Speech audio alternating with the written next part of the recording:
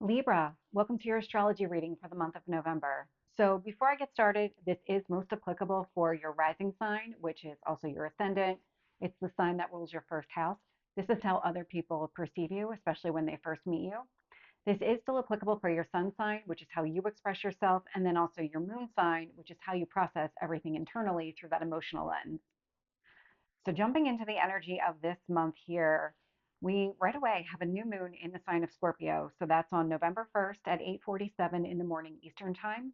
And so, when this happens, you've got the sun and the moon. They're at the same degree point, which means that they're overlapping energies, a lot of highlighting how you feel. Scorpio is deep, intense, passionate, loyal feelings here. So, love to see that showing up. Um, for you specifically, this is all about your finances. It's sitting in your second house, which is your personal finances, the things that you value. So there's a lot of emphasis right now on what you want out of your finances. How do you feel about your finances? Maybe you're feeling really passionately about any kind of game plan you have for your finances here, or it could be other things that you own too, things of value. Think of like collectibles that earn money over time, things like that. That all is part of that second house, kind of what you have, what you value energy. This is easily going to blend with whatever you're trying to accomplish in your daily life. And so there's a blend of this new moon energy and this Saturn retrograde in Pisces, and that is sitting in your sixth house of daily routines. Daily routines is really think about the things that you do on a regular basis. It's not just like a Monday through Friday, 9 to 5, this is what I do kind of situation. It's every Tuesday I go to whatever it is. And then one Saturday a month I do this. It's whatever you do on a regular basis, whatever that routine looks like for you. There's been a lot of emphasis on kind of figuring out and getting clear, what do you want your ideal life to look like here? Saturn retrograde indicates that you've been doing a lot of internal work, trying to figure out and get clear on what those goals are and then what you need to do to accomplish that. This new moon in Scorpio is really going to help you in that process. It's really going to help you figure out what it is that you need to work on in order to have the life that you want for yourself. And I mean, considering it's your personal finances, that's going to play a big role here. The only challenging aspect would be this square to Pluto in Capricorn. And so Pluto in Capricorn for you is sitting in your fourth house. Fourth house is your house of home. So it could be your home life, it could be the actual physical structure of your home here. And how you feel about your finances, what you're trying to accomplish with your finances here, it's creating obstacles or challenges to maybe making changes to your home. So if you think about the physical structure, maybe now's not the right time to initiate some sort of renovation process. This could indicate maybe now's not the time to make any kind of changes in your home life because you're really kind of sticking to what you have, being loyal to what you currently have, and maybe getting clear on your daily life first before you start making changes in other areas like your home life. And then on the second, we have Mercury enter the sign of Sagittarius. So that's going to happen at 3:18 in the afternoon Eastern time. And so Mercury in Sagittarius, Sagittarius is a very boisterous, adventurous, fun-loving, and just positive energy here. And so having Mercury in the sign, it's going to invoke conversations along those lines. There might be a lot of truth that's uncovered during this time. There's definitely going to be a lot of high-level philosophical type of questions. So think a big picture here. For you, it is sitting in your house of communication. And so from a communication standpoint, it's just really more of the same, but it's also the way that you're going to be viewing things too. So it's not just the words coming out of your mouth or the discussions with other people, it's going to be the way that you understand everything too. This is actually going to easily blend with that new moon energy because it's the next day, it's like a day and a half later. And so how you feel about your finances also plays a role in this mix. And so easy blend of energy here. These conversations will involve your finances, anything that you're trying to accomplish with your finances. It's also going to blend with whatever action you're trying to take in your career. There is a trine to Mars and Cancer during this time. And so I like to see this too because it's a lot of let's get clear on the big picture. Let's have these conversations. Your personal finances, your career is highlighted here. They're easy blend with getting clear on what you want your daily life to look like. And so, again, when you think big picture and now you're coming up with these goals for yourself, this is what I want my life to look like. You can see a lot of really easygoing energy for you during this time. It's going to, this one here is going to create an opportunity for you to make changes to your home environment. So maybe just don't initiate it on the new moon. Maybe wait till the next day before starting some sort of home renovation project. The only challenging aspect I see when Mercury enters Sagittarius for you is it's going to be opposite Uranus retrograde in Taurus. Uranus is a planet of transformation. Think of it as like the Tower card within tarot. It is sitting in your eighth house, which is a transformation house. That is the death and rebirth. And so whatever changes might be happening that you're not initiating, because these would be changes you're not initiating, that is going to be directly opposite this Mercury in Sagittarius energy. Just like where they fall within the chart. So it's more like don't focus so much on these changes that are taking place. There's not much that you can control with that anyway. That kind of has already been initiated. Whatever action was needed to initiate those changes already started. It's more of let's kind of get clear on your other things. You have so much positivity during this Mercury in Sagittarius that it's good to focus on something else here. Then the next day, on November 3rd at 11:10 p.m. Eastern Time, we have Mars enter the sign of Leo. And so Mars in Leo, it's a lot of action, could be a very dynamic, dramatic type of action. Leo is definitely the center of attention, so kind of think of it through that lens. Whatever action that you're taking might be stepping out of your comfort zone here. As a Libra, you like to keep things even keeled. Leo's not like that. Leo likes to just kind of step out and do whatever needs to be done. And so you might be doing that. It is impacting your house of friends. So this could indicate that you're taking some sort of action related to your friends, something that here that might be out of your comfort zone, something, but you're initiating. You are the initiator here. This will trine the Mercury in Sagittarius because again, it's the next day. And you're talking about a lot of fire energy right now. And so Mercury in Sagittarius, these high level conversations, whatever you're trying to do, whatever action that you're taking with your friends really blends with whatever discussions you're having that are very positive, optimistic, adventurous. You might be going on an adventure with your friends during this time or planning an adventure with your friends during this time. Now, this one here is going to create an opportunity for more changes to take place. This is going to sextile Uranus retrograde in Taurus. So where the day before we saw a, a friction energy connected to it, now we see an opportunity to take advantage of this. So whatever's happening, whatever these changes are, you might be initiating additional changes at this time because you're taking actions with your friends here. And it's an opportunity you would have to seize. You would have to do something here that would really cause other changes to occur within your life. It will trine Neptune retrograde in Pisces. So whatever action that you're taking with your friends really helps you to get clear on what your life goals are. Whatever you want your daily life to look like, this is going to really help you in that process. This one here, it is going to be opposite those changes that are taking place at home. So hopefully your home renovation project was only a day, or maybe it's something that you think about and kind of institute at a later time. But maybe not wait too long here because Pluto in Capricorn is not going to be around for much longer. In fact, this month is when Pluto goes into Aquarius. And that's it. We're done with Pluto in Capricorn. So anyway, changes taking place at home, directly opposite the changes that are happening or the action that you're taking with your friends.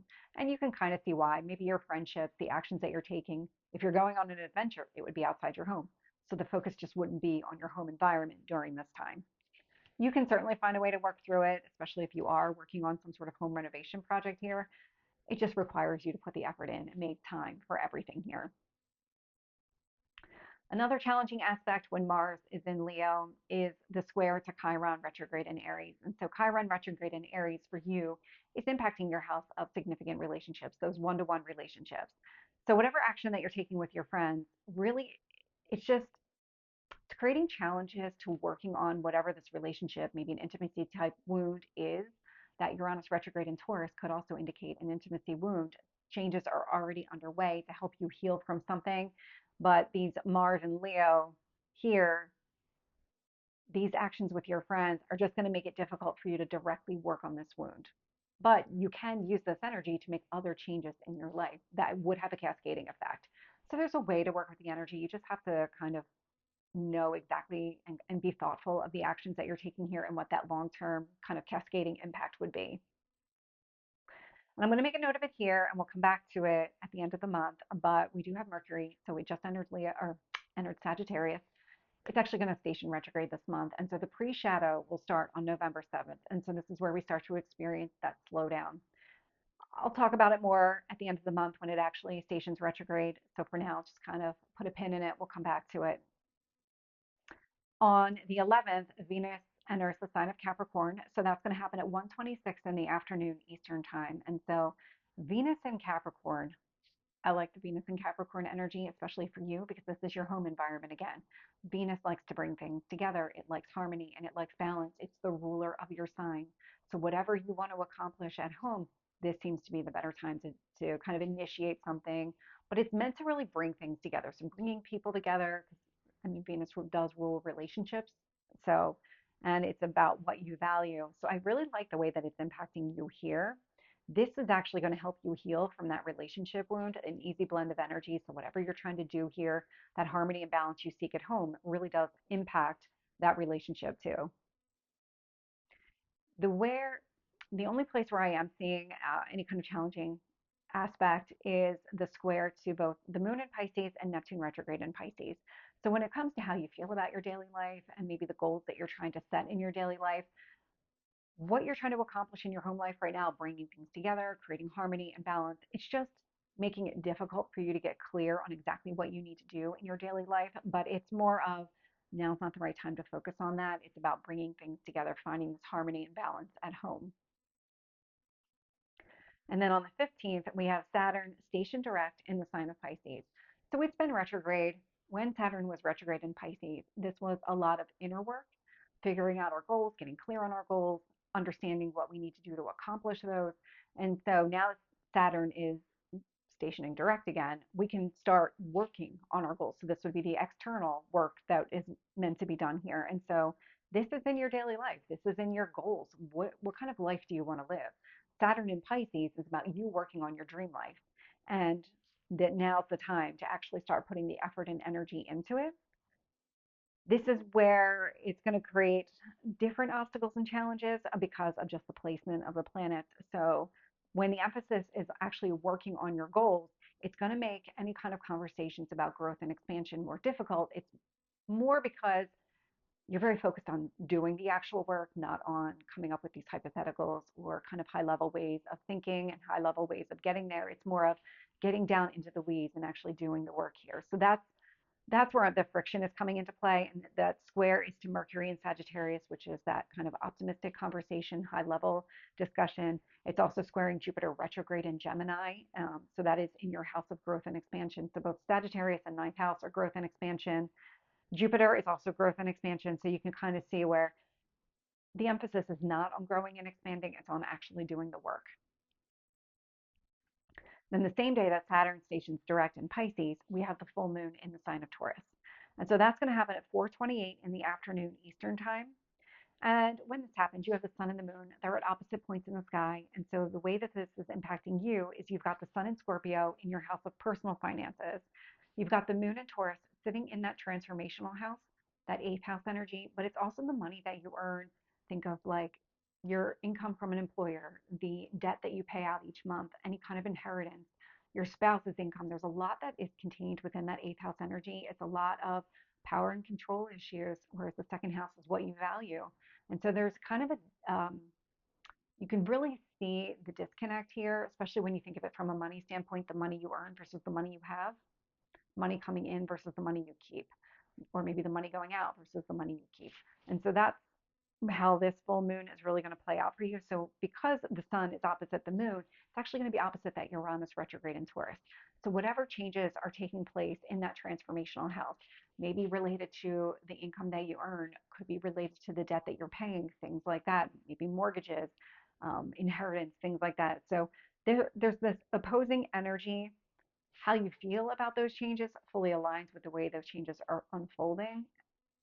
They're just different than the money that you currently have and the way that you feel about that.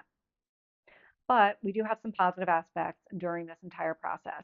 And so when it comes to getting clear on your life goals, both the sun and the moon are really going to help here.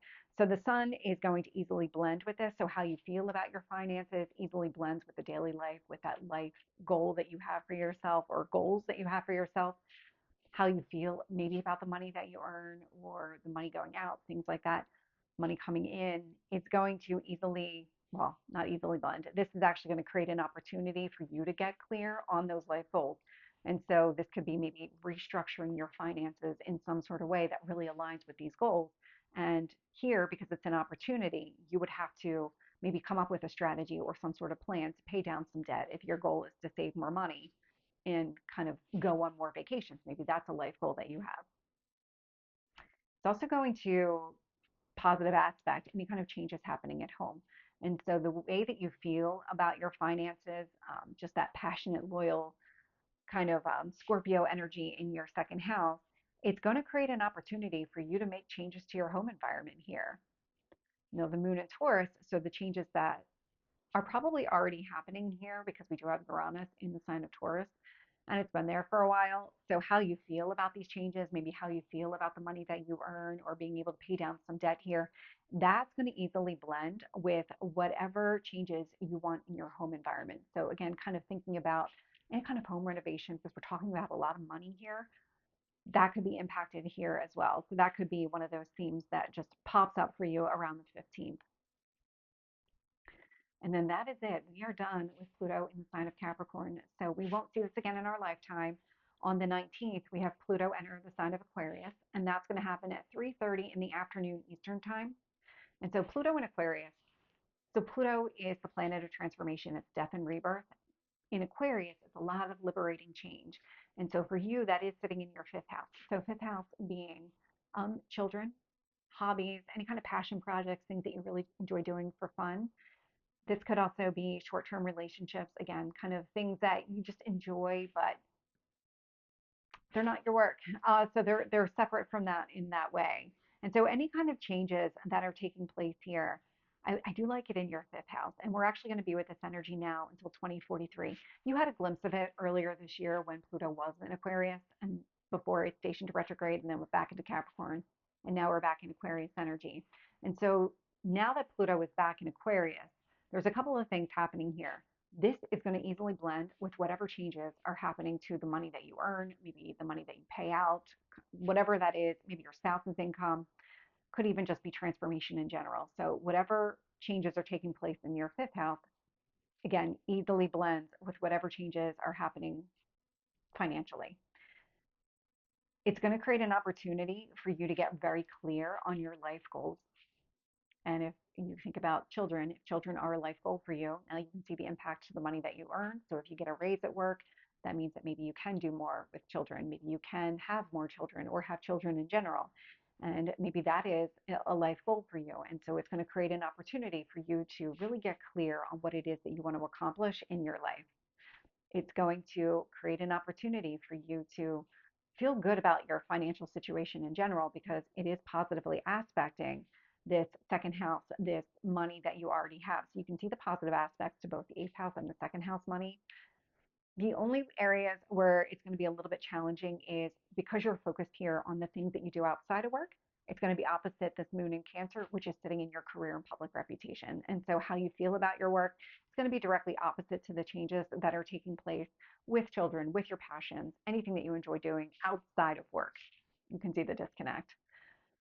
The other area where it's going to be opposite is this Mars and Leo energy. So if you're taking actions related to kids or related to your hobbies, that is going to be opposite to actions that you take in your friendships with your group of friends. But you can kind of see why. So if the emphasis, let's say it's children, maybe you're focused on changing something about children or maybe having children, expanding your family. That would mean less time with your friends, less action. And so you can kind of see that opposition energy there.